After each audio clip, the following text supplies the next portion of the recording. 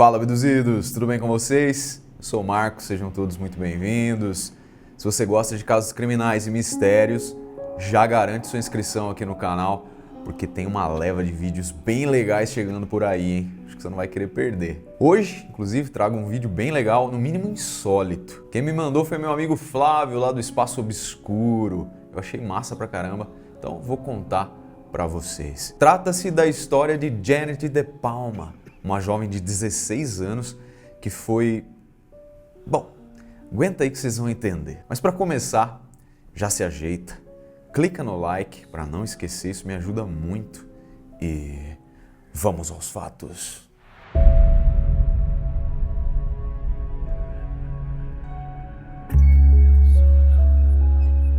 Janet nasceu em 3 de agosto de 1956. Ela morava em uma casa de classe média na cidade de Springfield, em Nova Jersey. A jovem trabalhava em uma loja de roupas e tinha uma vida considerada normal para uma adolescente. Cristã, a família De Palma era tida como exemplar na vizinhança. Todos os vizinhos e conhecidos dos De Palma não tinham nada de ruim para falar deles. Tanto que, após o ocorrido, fizeram questão de dizer que Janet era uma ótima moça, mas também disseram que ela parecia estar entrando em uma fase um pouco difícil, talvez. Um pouco de rebeldia. Ela estava com 16 anos na época. Segundo eles, ela parecia estar perdendo os princípios cristãos com os quais sempre conviveu em seu lar. Mas era consoante, nas palavras dos amigos, que os De Palma eram boa gente. O dia era 7 de agosto de 1972. Janet falou para sua mãe que iria de trem à casa de uma amiga, coisa normal, corriqueira para ela. A mãe então disse que tudo bem, mas naquele dia as coisas não ocorreram como de costume.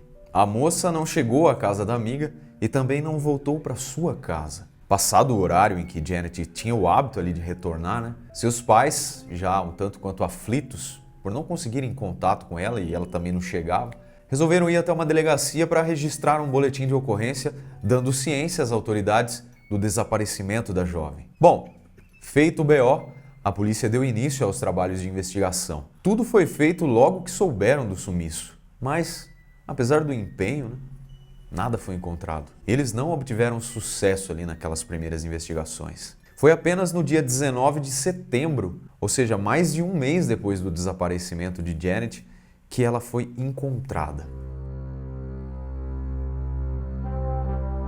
Uma mulher estava passeando com seu cachorro perto da pedreira Rudile, que era conhecida pelas pessoas ali da região como Dentes do Diabo, quando seu cachorro de repente saiu correndo. E o cachorro foi lá no meio do mato e de repente voltou com alguma coisa na boca.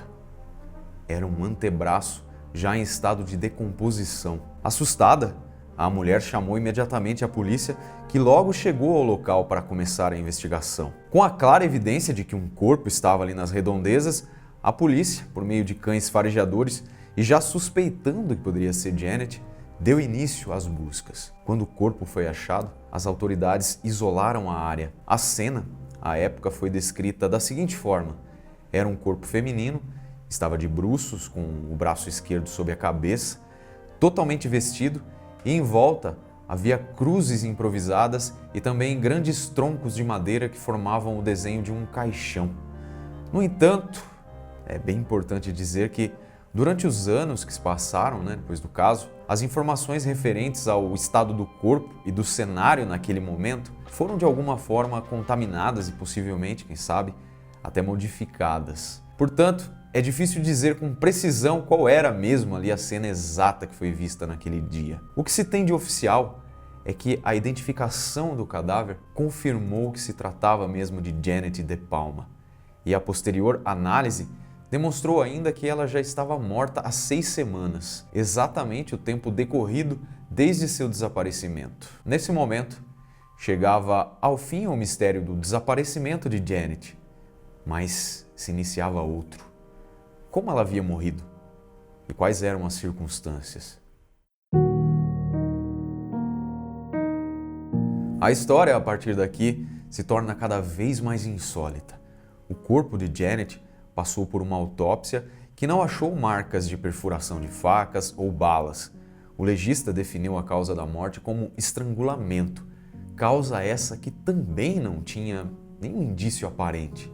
Foi feito também um exame toxicológico, que também não apresentou nenhum tipo de drogas no organismo da jovem, mas indicou um nível alto de chumbo. E aqui, muito embora não sejam confirmadas oficialmente, cabem algumas informações presentes em algumas fontes que relataram o caso. Supostamente, havia perto do corpo de Janet uma mesa de pedra e madeira, e que no tampo dessa mesa havia respingos de sangue, e uma análise teria confirmado que esse sangue era de Janet. Mas, como disse, essas informações não foram confirmadas, até porque a polícia, durante aquelas investigações ali, mantinha o máximo de sigilo possível. Eles não costumavam dizer muito sobre o que estava acontecendo ou o que eles descobriam no local da cena ali onde foi descoberto o corpo dela.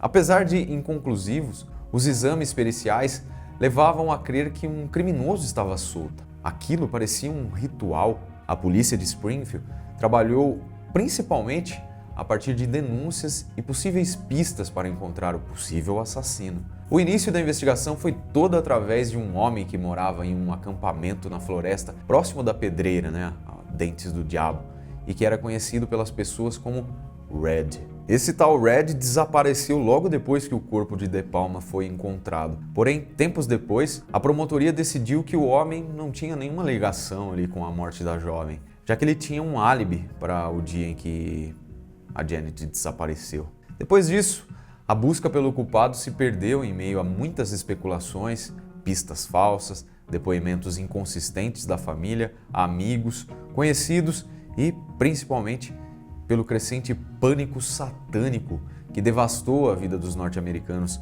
entre as décadas de 60 e 90.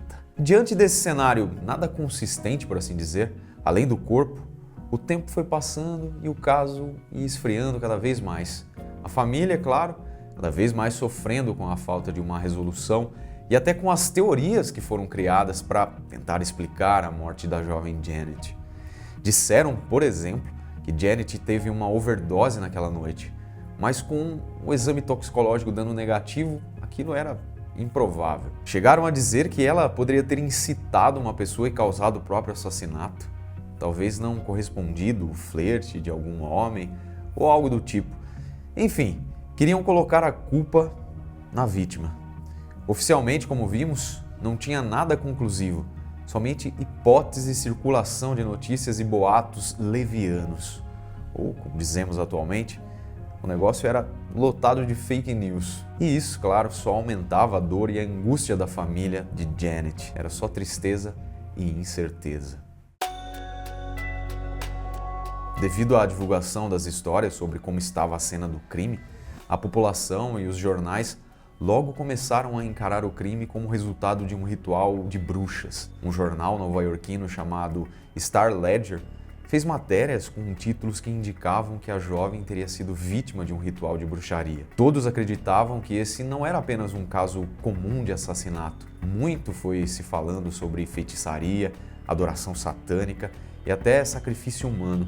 Dizem até que um antropólogo especializado em ocultismo foi chamado para examinar o local, mas nada confirmado. Fato interessante é que normalmente a polícia refuta possibilidades mais estranhas, por assim dizer, como um ritual, por exemplo.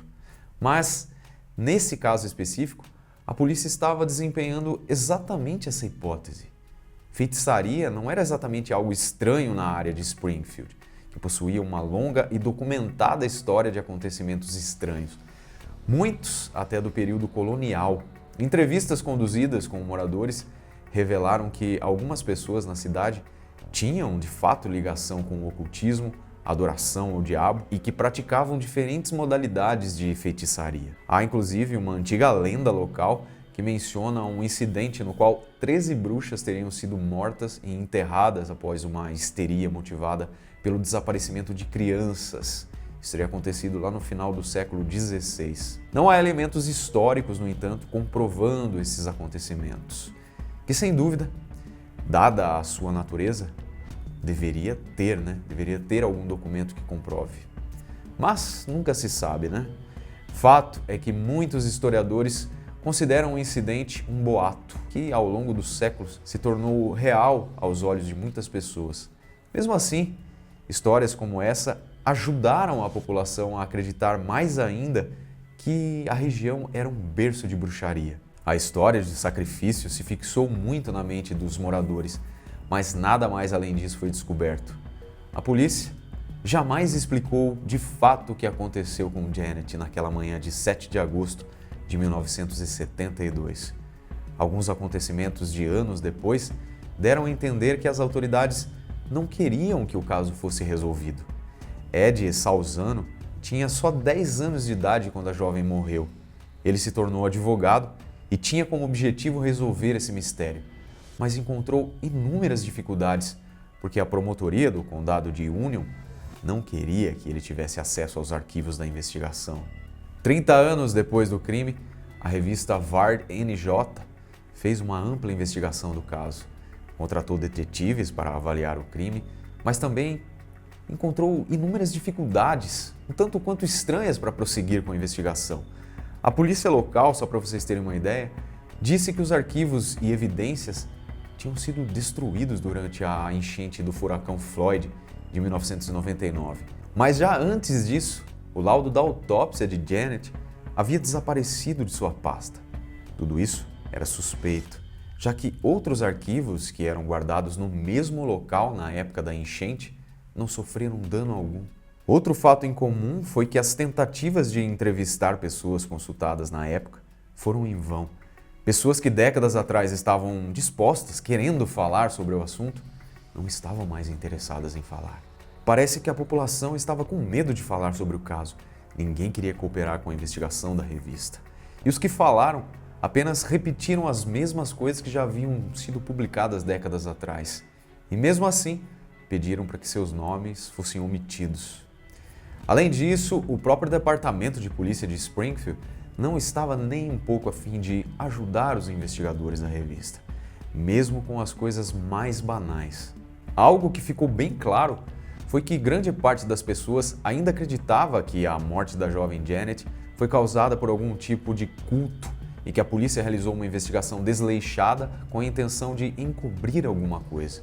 Por isso, a quantidade de pistas era pequena e as evidências pareciam ter sido destruídas de forma proposital. Chegou-se até a dizer que a cena do crime não havia sido fotografada na época, algo que é procedimento padrão da polícia em uma situação de assassinato. Mas a revista, em 2019, conseguiu as fotos em um arquivo do gabinete da promotoria do condado de Union, por meio da lei de liberdade de informação.